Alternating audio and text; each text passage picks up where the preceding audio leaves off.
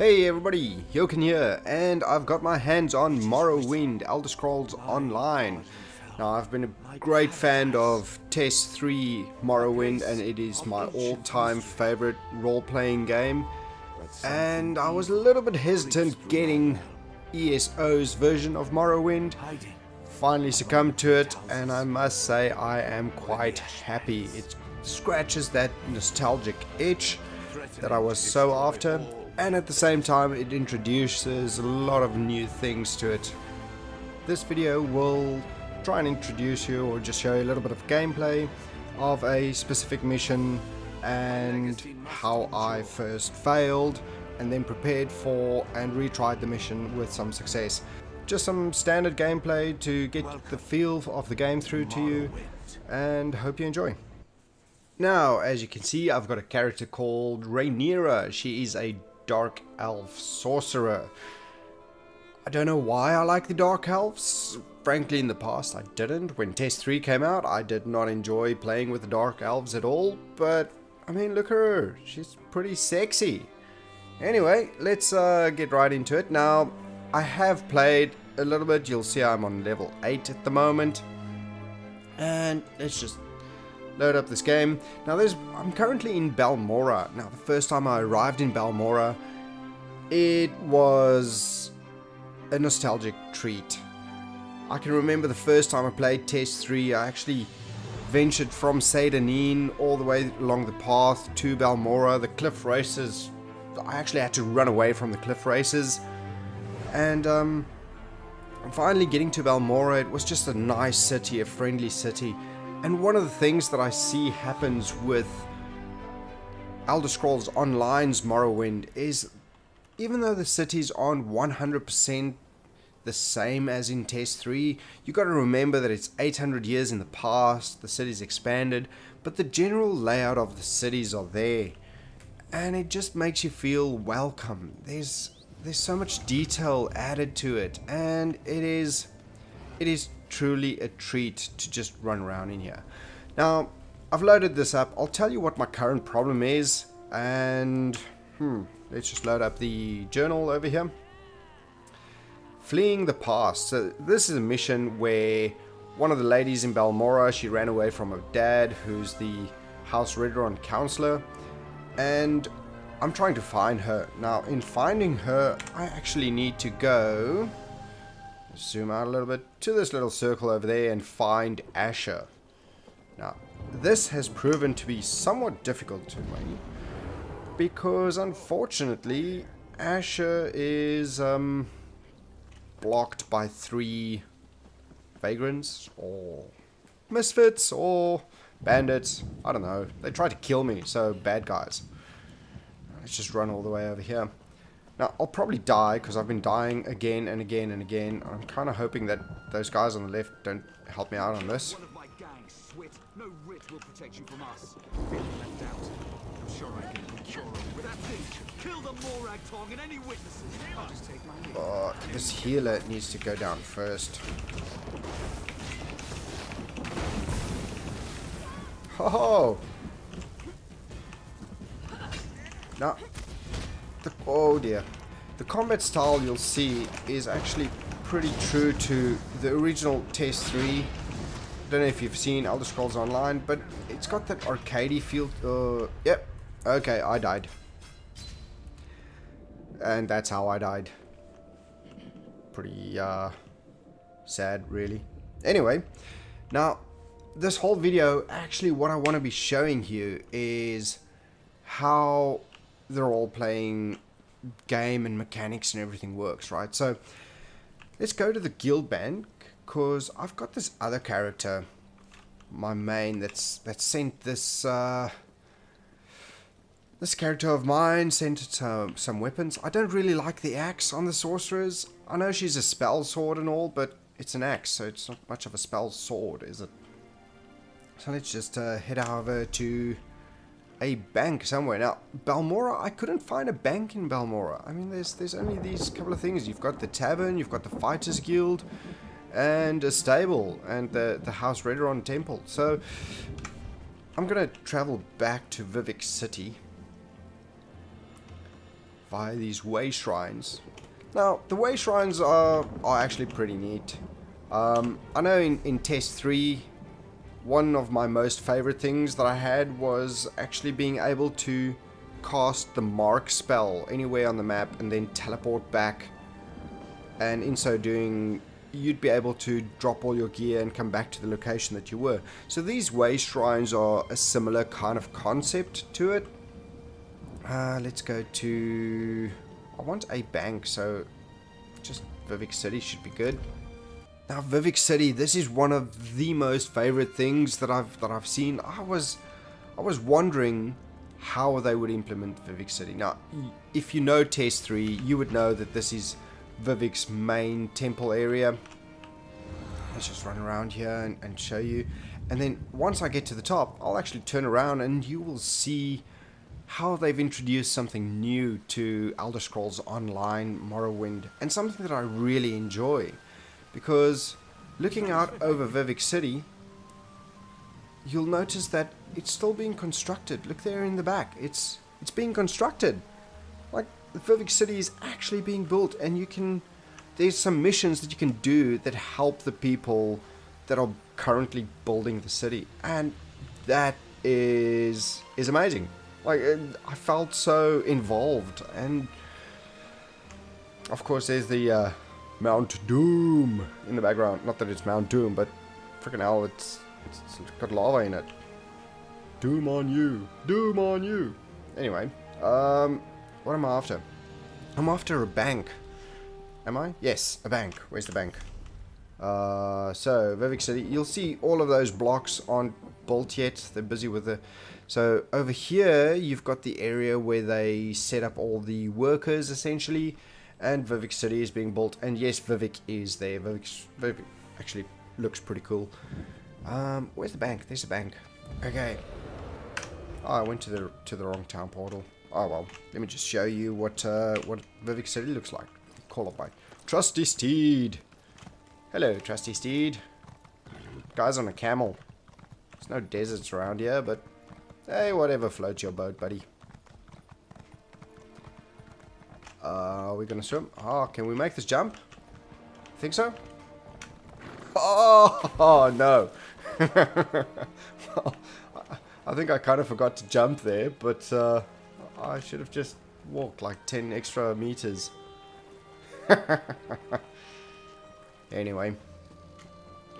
Okay, the bank. The Bank of Morrowind. And actually, the bank's name is Lord Vivek's Vault.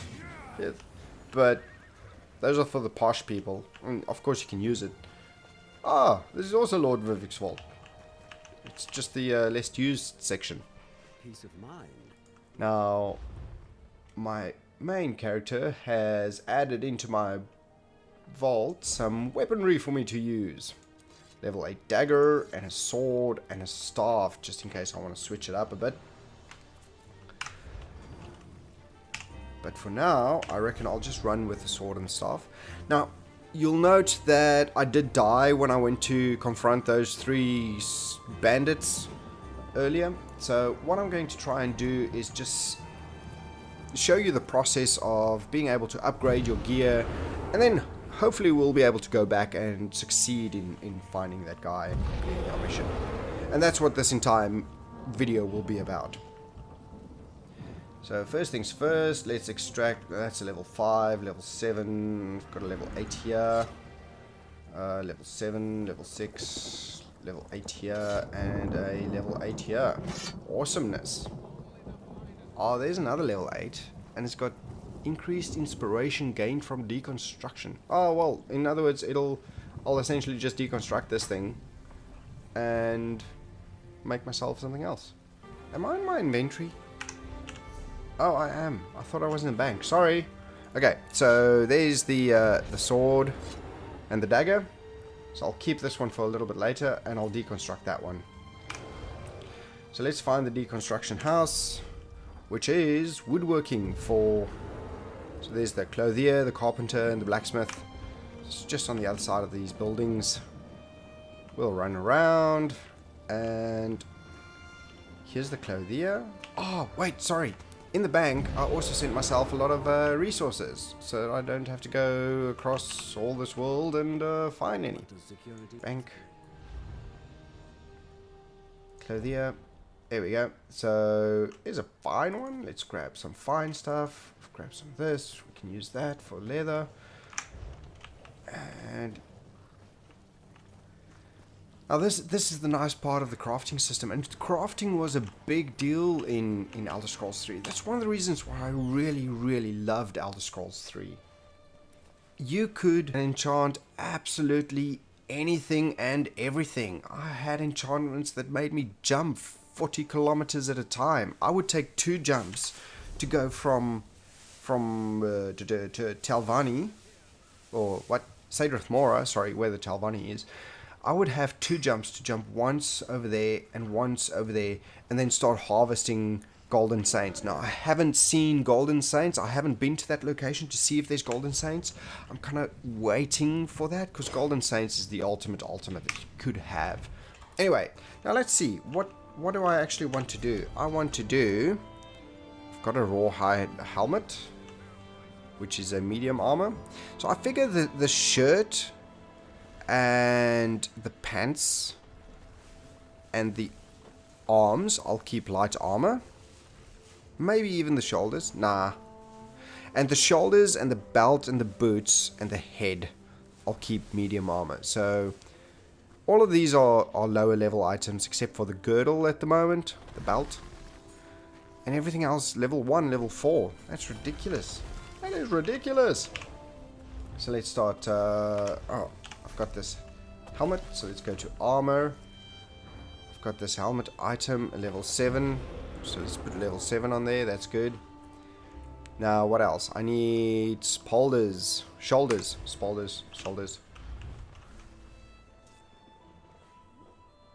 There we go. Let's do create. Clearly, I can't create anything. Well, you know what? Let me just show you on the other character and send it to this guy. I'll need to put back the adamantium into the bank.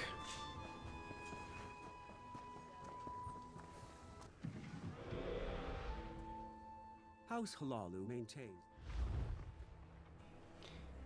Okay, so I want to deposit some adamantine. Might as well deposit that as well. Another trait, yes, just so that everybody has that. Some resources and pelt, some leather, rawhide scraps. Okay, now I'll be going to my main, so I'll just log out of this character. Yes. Okay, let's go to Jochen. Jochen, my dragon knight. He's got the most crafting experience, and he can certainly do a whole lot of things. And now he's going to create all the gear that I want for Rhaenyra, and then put it back in the guild bank for her. So if you want to see that, look at this movie that's just been linked. Anyway, let's get back to Rhaenyra. Okay, so we've got apparel coming from Jochen. So we've got our breeches, level 8. Hands, level 8. Jerkin, level 8. Robe, level 8. Shoulders, belt, feet, and head. Now, if I press I, everything's over here, right? So, what I'm going to do now is I'm just going to evaluate everything that came from Jochen and see which gear I want to replace. And then we're going to see what the stats are now versus what the stats are then. And then see if we can even further enhance after we've replaced all of our gear, essentially. So, let's get to that. Well, actually, you've just seen it because I fast-forwarded through everything. Now, you'll notice that nothing's changed over here on my look and feel. That is because I've actually had the pre-ordered edition, and I chose to look like a warden. Generally, you'll actually see everything change all the time.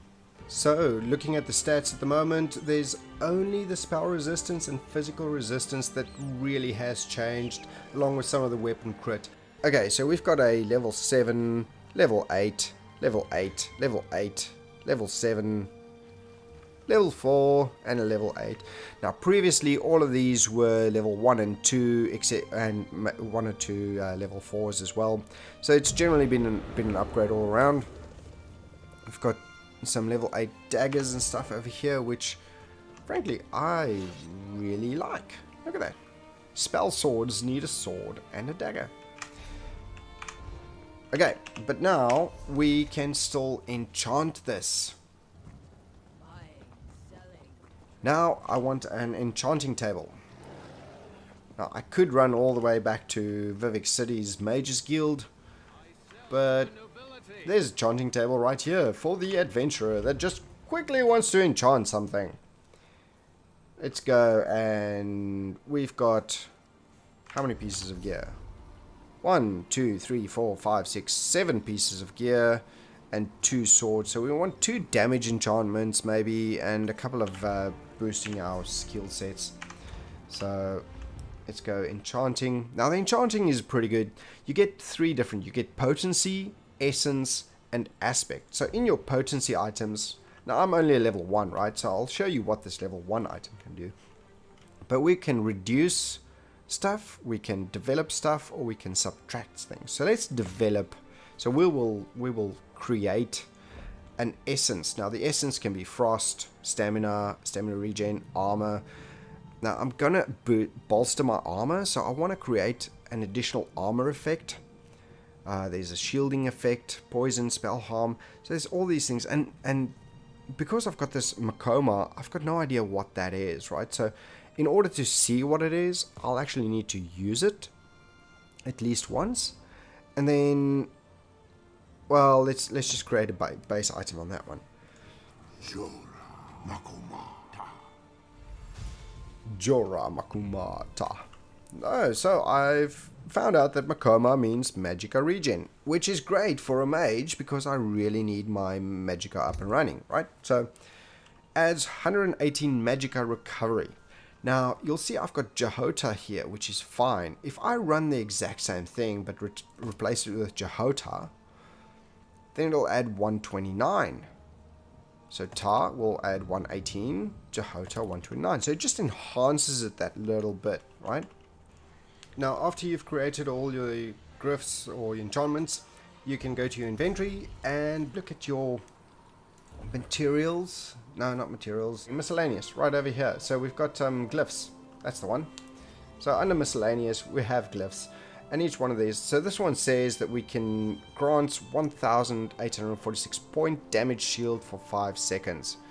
Now if we want to use this one, you need to go to the armor piece over here, and once you go to the armor piece, if you look at the bottom right, you'll see it pops up with enchant. So all I need to do is press R. So I go to my shoes, I press R, and I say, oh well, I've got the glyph of health for these things, which is great. But yeah, you know what, whatever, let's use the glyph of health because we've got it. Now the belt, I want to enchant this. I don't have anything for that yet. Don't have anything for that yet. Come on, how can I not have anything for all these things? I've got a lot of glyphs here, man. What about these? Oh, well, I've got a lot of... So, glyph of flame. Yeah, dealing flame damage. I quite like the idea of a flame sorcerer. So, let's, whenever I hit with my dagger, I will burn them alive. Or not. Maybe just burn them. Whatever. And whenever I hit them with my sword, I will create a damage shield for 5 seconds, which isn't bad at all. Or I can deal frost damage. Fire and ice, fire and ice. Reduces target damage. Now, you know what? I will deal damage. So let's enchant that one as well. So you'll see the enchantments now. Fiery weapon and frozen weapon. So I've got fire and ice over there. I still have a whole lot of things over here. Now, how do we know? Oh, right. Okay. So right there in the center, it'll tell you whether or not it's a jewelry item or if it would be a armor glyph. Oh, there we go. Maxima stamina enchantment. Denny, stamina. Frost. Weapon glyph. Jewelry glyph. Weapon glyph. I want armor glyphs, people. Armor glyph. There we go. Maximum Magica. Okay, so we want maximum Magica for 3 items. So let's do that. And in the effort to save your time, I will just fast forward through this entire process. And once you're done with creating all of the enchantments, all you need to do is go into your inventory and then enchant every piece of gear. So I'll skip through that as well, and we'll end up with one level 7. Everything else should be level 8 now, which is pretty good. Another level 7, but I don't know where to get jewelry, so that's a good pickup. And then level 8's weapon damage and fire. So we've got some damage dealing, we've got some more magic, we've got some more health and a little bit of stamina. Now let's see what happens when we go take on those... Ooh, now I'm hungry. Those bandits again. So we want to head on back to the Balmora, and then run from Balmora, go to the bandits, see if we can kill them, and hopefully we will find that Ashnar guy. All the way back here, let's teleport to Balmora. Confirm, I want to travel to Balmora. Please, sir, could you portal me through the Nether Realm? Why, certainly. I mean, just look at this place. It is so beautiful. Morrowind was truly... And there's the Salt Striders! Oh, Cliff Strider. Salt Strider. Why do I keep on saying Salt Strider? Cliff Racer. You know what? Let's just...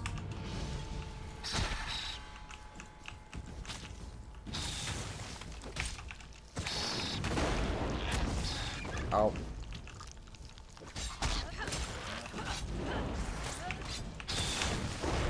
I used to hate these little things. Funny fact though, in the Elder Scrolls 3, the enchanting and the crafting, like I said earlier, was absolutely phenomenal. Now, in the I created a ring. One of the rings would actually draw creatures towards you, so that I don't have to race after them to go and kill them and get experience. And then the other ring that I had would, at a later stage in the game, because the cliff racers would constantly just attack you and it would become a nuisance. So the other ring that I had was actually to cast fear on any creatures below a certain level, which would make me walk through an area where, when I started the game, I would have to run away from things, to at the end of the game everything would flee away from me. And just having that kind of capability was really fun. Now let's take this. I want to get one of these guys first. I'm gonna sneak up on him. I kind of want to get that that healer first. So let's. There we go. Ah, nice one.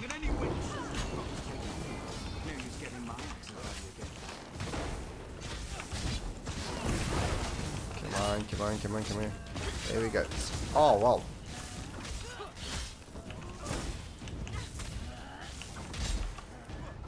Wow, this is much better.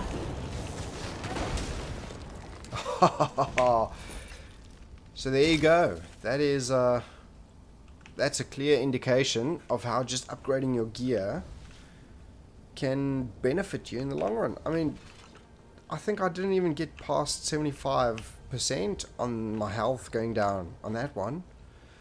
And we completed the mission of finding a shirt. So, yeah, all in a good day's work. Preparing for a battle, taking the time to create new gear, to enchant the gear, and then come back and actually being victorious is kind of what the game's about. And to see the quality of the implementation, I'll just quickly show you the communication or the voiceovers that's been put into this game. You wouldn't think it's a MMO type game if you listen to the quests, and almost everything has got voiceover of the following quality. Just listen to this. Are you now? And why do you want to do that? Never mind, I don't really care. I was asked to pass along some notes, but I'm not really the messenger type. I suggest you talk to Vea's mentor. Last I heard, she had a job in the Western Ruins. So, pretty good. but I'll be skipping the rest of the conversation so that you can figure it out later. That's it for this video and an introduction to Morrowind. I hope you enjoy what you've seen. I hope you enjoy the mechanics. Like, honestly, the world is done fantastically well. There's enough nostalgia, there's enough of the creatures that you see that makes you think and feel like you're in the old school Elder Scrolls III Morrowind.